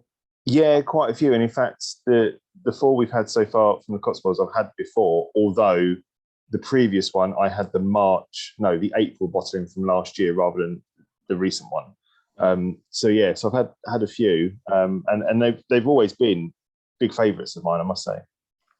I have to say, when I've had some STRs from other distilleries as well, I've quite enjoyed STR matured or finished whiskies. So it was no surprise to me as well. I did enjoy the previous dram as well, but I have to say this one was a bit of an eye opener for me as well. I did enjoy it. But you were sideways, so you didn't not like it. You just it wasn't quite your thing. Yeah, I think it's just if all of these 4 were on a shelf in front of me, I would be going to buy number 3 first, and that therefore this just goes sideways at the minute. Yeah, fair enough. Thanks. Grand. Okay. Third dram that was called number 4 or the 4. Don't confuse it. We knew where we were. the AKA. Just asking for a friend. I think it was like a date with Lorraine Kelly. Pleasant enough, but I wouldn't go for a second one. I hope Lorraine Kelly doesn't watch the recording of this. I mean, that's all I'm saying. I'm sure she doesn't speak highly of me either. Pretty sure she does tune into these sort of things, though. Yeah, definitely. Who doesn't? So number 5, I have Rob. Yeah. Which would you have guessed I might have picked as number 5? Sherry. Yeah, because I guess it was an obvious one. It's not going to be the peated, which is number 6. So yes. Number 5 is the sherry cask. So sample number 5 is the next one. Not as strong. And the ABV on this one is 57.4. I don't think it tastes that much less. Well, it does taste that much less. I would never have said it was 57. Okay. So, quick overview on this one, because I'm not going to lie, as far as making a sherry cask expression, on paper it sounds simple. Bang it into a sherry barrel, release it. We did the complete opposite. So just to preface that, we use a brilliant man down in Jerez in the south of Spain called Miguel Martin. And Miguel has sawmills in both Pennsylvania in America, as well as in the south of Spain. So he has control over creating his own American oak and Spanish oak. He then also has a cooperage where he dry ages all of that oak for at least 3 years. Then he also is able to create his own barrels, obviously, having a cooperage. He also has a sherry bodega, a winery, and a sherry vinegar production facility, which means that he can season those barrels with whatever he wants from his sherry bodegas, be it Manzanilla, High Oloroso, Pedro Jimenez, Fino sherry. His winery, he does amazing orange wine. We've got a couple of orange wine casks for him. And then the seasoning of those casks often can be used in his sherry vinegar process as well. So this guy has got a closed loop on taking from the forest all the way through to end product, be it sherry, be it wine, be it sherry vinegar, but also creating his own barrels as well.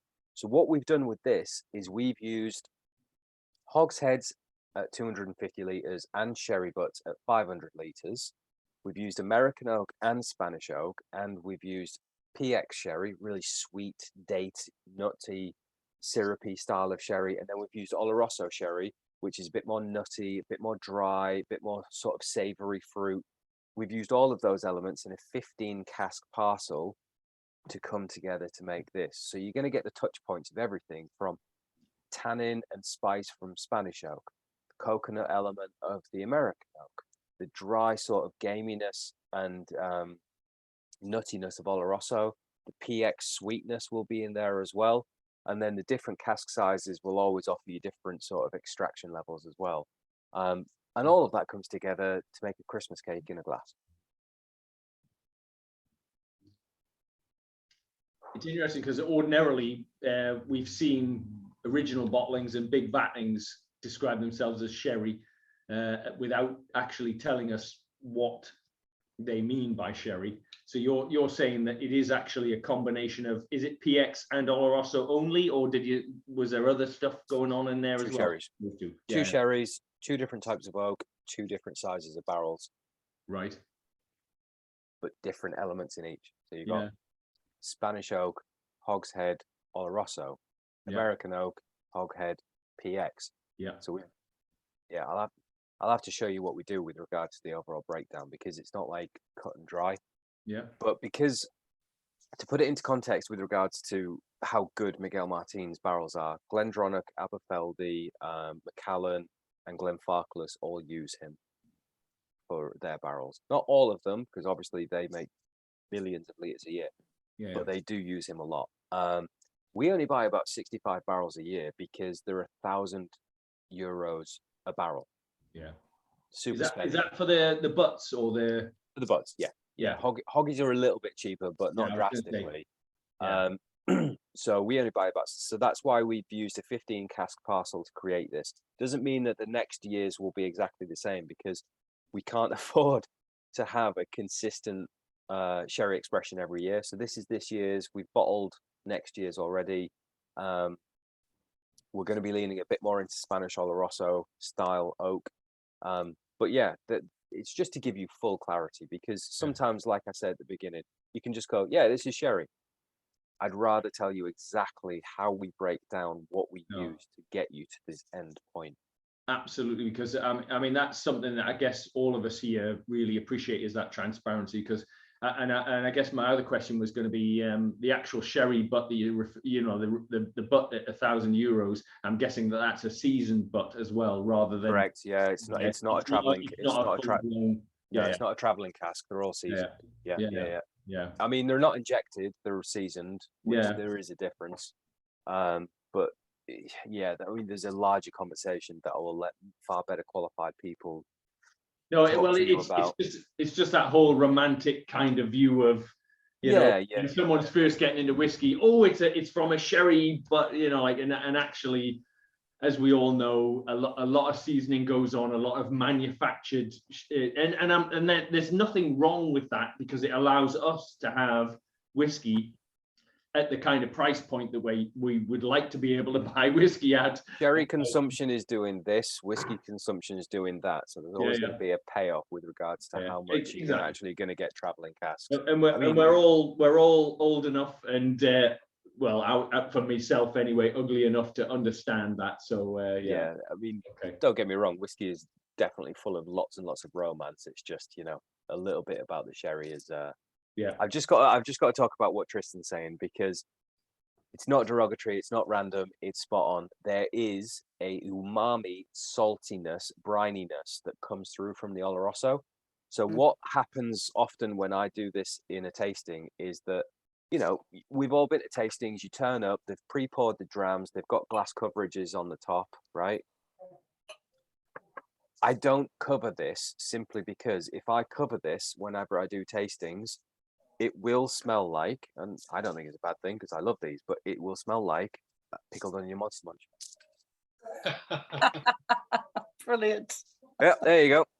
Yeah, it's and I don't think there's anything wrong with that, because I think that is actually, it's just our way of getting to, it's quite salty, and that's the Oloroso coming through. That's that Spanish oak shining the Oloroso into it. And I quite like it, actually. I had this milk chocolate with loads of sea salt in it the other day, and I had it with this, and I was like, yep, that works, because the saltiness sort of sat next to each other really nice. Rob, can I ask, you know, when you say it's like a 15 cask batch, yeah, do you just move the whiskies along, or do you blend those 15 casks, or how so does it actually work? What we'll do is we'll get those 15 casks, we'll empty them into our marriage tank. So we'll disgorge them into a marriage tank. But then what we'll do is we'll let that liquid sit overnight in a marriage tank, which is stainless steel. But then what we'll do is disgorge that liquid that's married together back into those 15 casks so that they can marry together as one collective liquid. Okay. And 3 months isn't going to impart as much as, because some of this whiskey is 7 years old, some of it's 8, some of it's 5, some of it's 4, hence the reason why the ABV is where it is. So we just do that 3-month marriage, the liquids all coming together. I have to say, I can't remember who it was that was describing how important that sort of marriage is. I think actually it might have been Duval at the Lakes, who was saying how important it was to get the whiskey into a situation where it genuinely kind of melts together almost, or comes together. Yeah, it is super important. Yeah, I mean, it takes time. It's all about that forecasting, that forward thought, bringing spirit together, and letting it ease together quite slowly as well. It's very, very important. You can't just sort of whack it all together and then throw it through the bottling line. It just won't really react the same. Like I said at the beginning, lasagna. You know, hot lasagna straight out the oven will just slide all over the joint and not be very nice. You've got to let it sort of come together. Yeah, I just naively thought you would vat it together and just start. You could potentially just bottle it and it's going to taste the same no matter what. But actually, apparently, it does really make quite a difference. Yeah, I mean, it's like in Armagnac when they're proofing down the spirit as well. Like they literally, like they do it so slowly and pour and like stir so gently, so that it really does treat the spirit with so much respect. And you know, it is about giving it that chance, that time, that capability to get to know each other. So yeah, Dave, did you have to drop off there, Dave Hasnett? No, it's just blundering incompetence, Carl. That's me all over with the bottling numbers. No, we're on number 5 now, sample number 5. So obviously we did 1, 2, then we did 4, then we did 3, and we're now on 5. Oh, that's the sherry cask, yeah. Yep, sherry cask, yeah. Thanks. Yep. By the way, just go on, Said. Yeah, Said, go. It's just hearing Rob talk about Miguel Martinez. I'll definitely go on a second date with him. Like, yeah, oh yeah, his sounds like a hospitality really is amazing. Great guy. Yeah, Dan goes there quite often, and you know, even though we only buy 65 barrels from a year, like give or take, you know, he takes Dan out and they taste all of his wines and all that sort of stuff. Like his hospitality. I mean, I keep sort of going, Dan, do you think I should go and see how all this is made? You know, he's like, I think I should come. yeah, exactly, right. Big old trip out. I mean, outing. Yeah. So as soon as I get that nudge to actually go, all right, fine, you can go. Yeah. Saeed, I've got some bad news. He's actually related to Lorraine Kelly.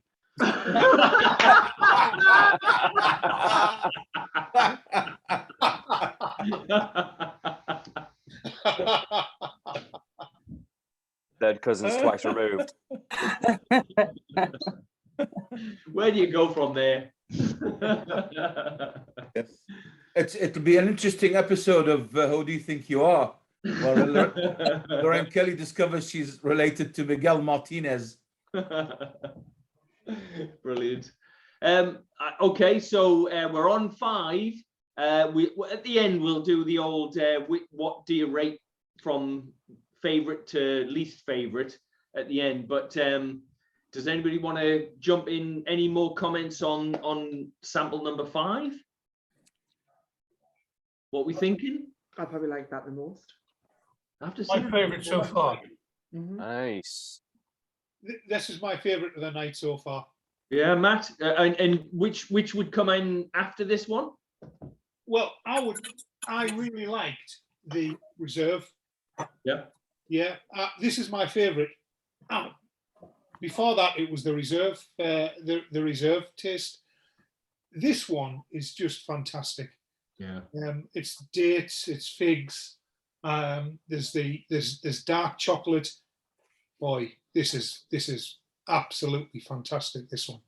Do you think it's the combination of the PX and Oloroso that you're kind of able to get across the two? Well, I mean, the way Rob's described it, with the different cherries, the different size casks, it's outstanding, I think. Yeah.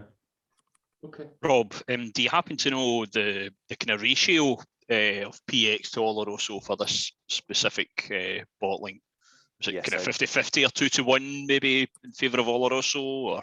It's 10 barrels Oloroso, 5 PX. 2-to-1. Thank you. Good shout. Good shout. Good shout there, Stuart. Yeah. So I think that's a mic drop. Good night. He's not just a pretty face.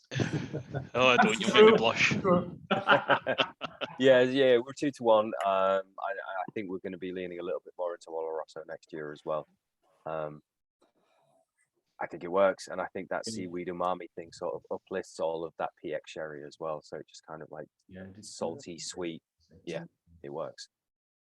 And going back to what Dave said earlier as well, this is why I don't think I can hand on heart say we've got a house style yet, simply because we're not a sherry house, but we're doing it pretty well, and it's pretty consistent as well. So I guess moving forward, it's just kind of we've got sherry, but do we have enough to be a sherry house yet? No, but it's pretty good quality. Saeed, what kind of dog is that? We're just trying to work out. Sorry, he's a border terrier. All right. Okay. Yeah, it's called Bomo, as you know. You have to introduce him to Aaron. Yeah, I should take him.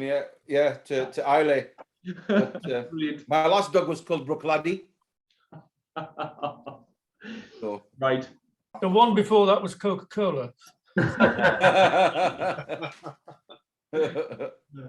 Just out of interest, who else thought this one was their favourite so far? I've already put my hand up to that one, yeah. Okay. Oh, is that you as well, Rob? Did you think this one is your favourite so far? This is the one that I always get a lot of questions as to when I do my sample request. It's like, a lot of sherry in that request. I'm like, I don't know. So, Rob, that's interesting because your preference was for a bourbon house style, and yet this is your favorite so far? I mean, if I'm completely honest, this is my favorite from this, but we've actually got a handful at the distillery, which is Madeira. Right. This is my jam. This is why there's another tasting from the Cotswolds going to be happening at some point, because this isn't. We've got more to talk about. So just out of interest, one, Carl. Yeah, I'm going to ask actually, how much is that a bottle, and do you ship it? Well, it's hand fill at the distillery, so I don't know whether we ship it because I don't really do much at the shop. It's 85 quid a bottle at 62.3% and French oak, Madeira season, and it is just like nice, spicy, tannic Turkish delight, soft, sweet peaches style.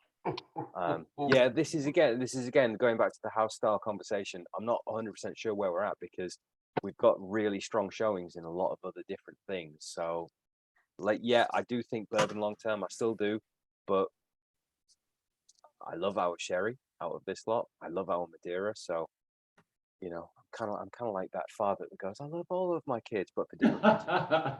I have to say, I'm a bit of a fan of Madeira finished or matured whiskey, but yeah, so it's kind of catching my attention a little. I don't know about anything else. Yeah. Anyway, shall we? Oh, was that your attempt? Was that your attempt to sort something out with Rob out afterwards? Absolutely. Because if it were, I think you've got to go a little bit harder next time, mate. You're on. So shall we go on to number 6 then? Let's do it. Oh, someone's already diving in so far. Kay's suggesting number 5 is her favorite so far, then 3, then 1, then 2, then. So that's interesting that you've put the 46% of the first one up there as your third favorite. I don't know whether it's just the fact that I'm a little bit hungover today. Good whiskey for a hangover. I can definitely confirm that. So much so at 7 o'clock, I was really thinking, do I want to sit and do this? And are you pleased that you did? Yeah, I am. I'm taking it steady. I've been having about half my drams and I'm pouring them into Glencairn glasses so I can go back to them. Good. Okay. Well, I know that Royston you disappear on holiday in about like literally less than 48 hours from now, and you're not going to get anything like this kind of quality of good whiskey where you're going. Certainly not in Gran Canaria, no. You could take some yourself. Yeah. I don't think we've got distribution in Gran Canaria. Sorry, No, I think I'm still going to prefer being there than in. Oh, you have to spoil it, don't you? It's going to be beautiful sunshine here. Hey, Royston, you're going to miss some good weather here, mine, next week. I noticed. Yeah, it's rain constantly, and then I've got Gold Road, and it's going to be lovely. But yeah, I am looking forward to going. I must admit, I haven't had a holiday since 2019, so got to get back to normal, haven't we? Can I just ask, Carl, who is it on NEWAS as a membership who paid 16 million quid for the 1976 Ardbeg cask? I know who it was, and they said that they prefer to remain anonymous. Oh, right, okay. I was hoping to get a stiff. Did you know? I don't know if anybody knows the statistic here, but the 15 million pounds that an Asian lady paid for the 1975 Ardbeg cask. 75, was it right? Right. No, they paid 15 million pounds for the single cask, and it was approximately twice what LVMH paid for the entire Ardbeg distillery back in 1997. And that was all the stock, everything they bought for less than half what she's paid for that one cask. Probably only going to get about 200 bottles out of it. It's incredible. Absolutely bonkers. Not even 200. She won't get 200 bottles. Whiskeyflation is insane at the moment. Yeah. Well, I'm hoping my 77 will go for a few bob then. People like that, it's a commodity for them. It's like it's an investment. They're not about to jump on Zoom and go, all right, look what I've just bought. Shall I send out samples? Never. No. I've been told by she's gonna. Oh, all right. I'll sign up for that. You might not want to know how much the taste. So I'm going to lead into this last one simply because we have shoulder of pork on the fire pit. So not to rush things, but dive in. Final drams. So one thing that I'm going to say to preface this one is that the nose and the palate are completely non-aligned.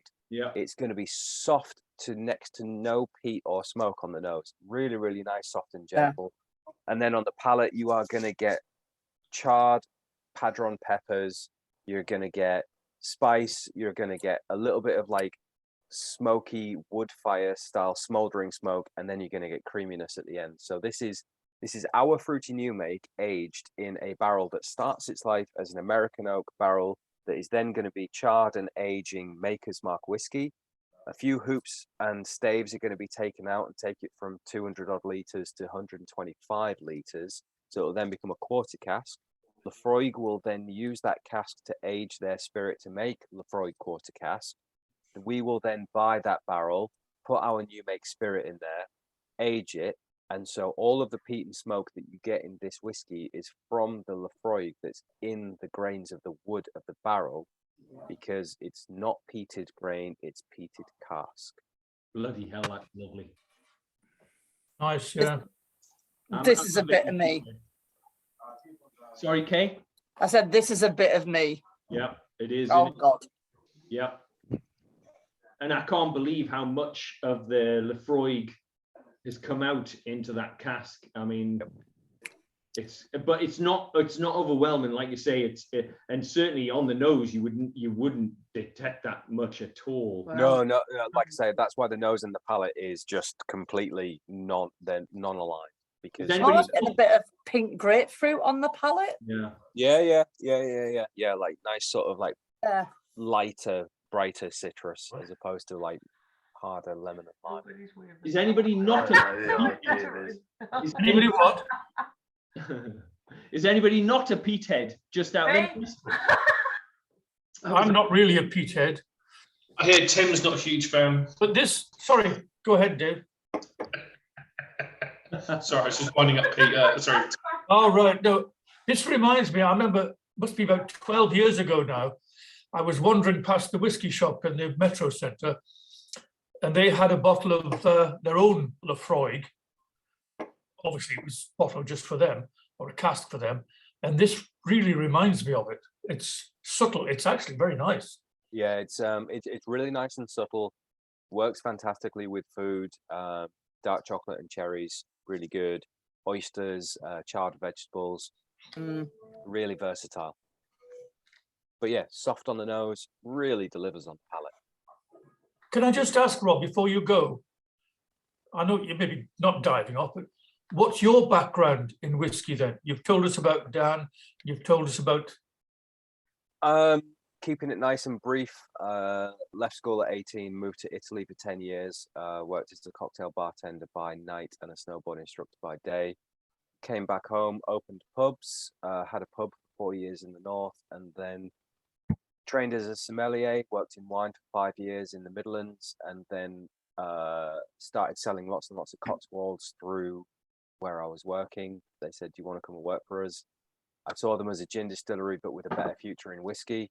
And just through osmosis of being at a distillery nearly every single day, worked my way up to being, I was part of the sales team for 4 years, selling our gin and our whiskey and our cream liqueur all over the country. And yeah, basically just from being a distillery pest and asking lots of questions all the time, because as you can probably tell from this tasting, it's not that I'm here to sort of prove that I've got loads of whiskey knowledge. I like talking about whiskey. I like having these conversations. So anytime you have a conversation about whiskey and you can't answer a question, for me, I'd go back to the distillery and ask the question so that I had the answer. And I've just done that continuously over the last 5 years, whilst also loving whiskey.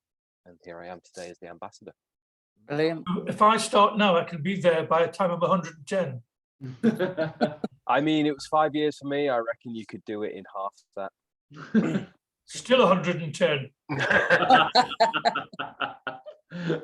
So can I just ask, what is the cream liqueur? Because I didn't know you did a cream liqueur. Oh my goodness. The cream liqueur is our new make spirit that we send over to Mary's Farm in Tipperary in Ireland.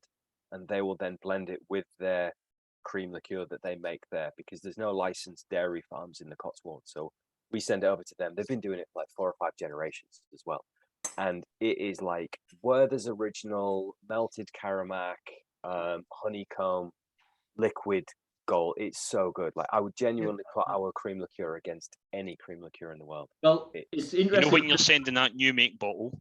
Well, it's funny because I don't know, for those that took part in the last Worthy Park tasting that we did, the rum tasting with Zan, they included their cream liqueur, and that was one of the favorites actually on the night. Even though wait, Worthy Park do a cream liqueur? They do. All right, I'm getting on Google. Yeah. and it is delicious. It is delicious. So we might have to somehow. We're gonna need to do a cream liqueur now. We do need to do a cream liqueur. The rain. Right. Well, I'll throw my hat in the ring. What Christmas call? Caroline. Yeah, definitely. Just do a cream. That's the one. Yeah. Dave, were you saying something there? Yeah. So Lorraine, Caroline loves the cream liqueurs. Magnum's probably one of her favourites. Yeah. But the Cotswolds comes in, decently high. And even I have to say, I'm not someone who likes packaging and all that shite, but I have to say, you get a nice kind of like royal. It's like a navy dark blue type frosted bottle. It looks the part as well. They put some effort into the packaging, unlike some where it's just, let's just throw this stuff out there. They have done a very, very good job of the packaging, I think. So if you know the Ardnamurchan bottles that are essentially kind of like dark and black, Imagine that in a blue. In fact, I'll try and find one for you. Hang on, stay there. Okay. It'll be one on the shelf somewhere. So Caroline had talked about the Magnum one night when we were on here. Yeah, and we got and it, I yeah. ended up going and buying it because she said it was so much better than all of the other cream liqueurs. And it is very nice. I do like So it. there you go. Apparently, you've got to beat the Magnum one. I'm in. I'll take that challenge. I'm ready. Oh yeah. Oh yeah. Yeah. There she is. Yeah, cool. I'm gonna have to buy one of them then. That's dessert tonight for I'll me. just have to come to Isla and drink Caroline's. Well, so that was sample number 6. Is anybody got any comments on this one? Does anybody friggin' love it? Because I'm in there. I'm in that camp. I feel probably like 5 more, but I do. Rob, is this generally available, this one? Yes. Yeah. But So not all of these are like commercial releases, so they're not limited. They're not going to end up on secondary sites. You can buy them anytime you want. And is this range as well? Is this something that will keep going, or is it? Yes. Yes. This is our core range. Yeah, absolutely. Rob, I can't remember exactly which bottles were included in the discount code that you offered for the. So all of these plus Hearts and Crafts is available in there as well. Is the cream liqueur? If it's not, I'll send you another code. Don't worry. This isn't the first and last time you'll hear from me, so don't worry. If you need anything. But so there is a discount code as well, and I posted it up on the group. But I'll if I can kind of reshare it, or Rob, if you don't mind resharing it on the chat. Yeah, absolutely. So I'll type it in now. But just to let you know, guys, this is something I've pushed for because we haven't actually done discount codes for whiskey groups before, and I'm like, we're missing a trick. We're absolutely missing a trick. Because it always helps. We don't like we haven't traditionally ever discounted anything cask strength or anything seasonal. I'm like, why? Especially for whiskey groups, because you guys are the heart and soul of people that we're aiming at. So if we can't give you a little bit of love, what's the point in doing it?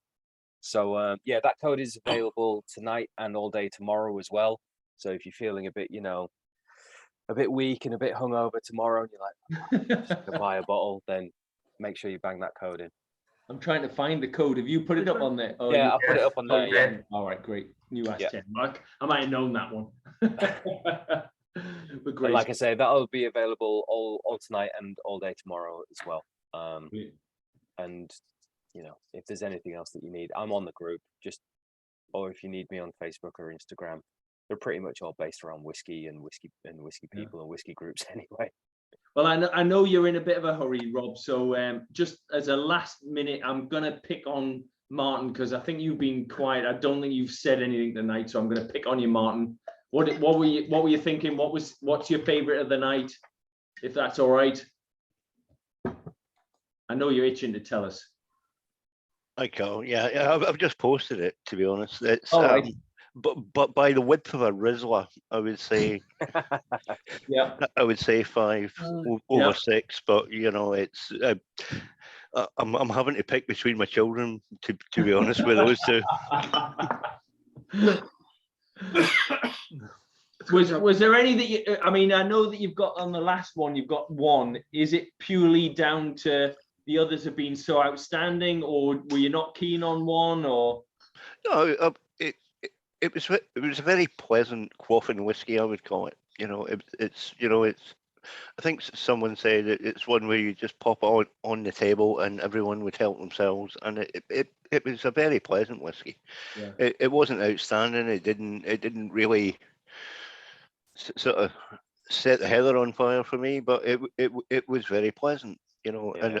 And I would say that with the 3 main bourbon whiskies, they were very drinkable, pleasant whiskies.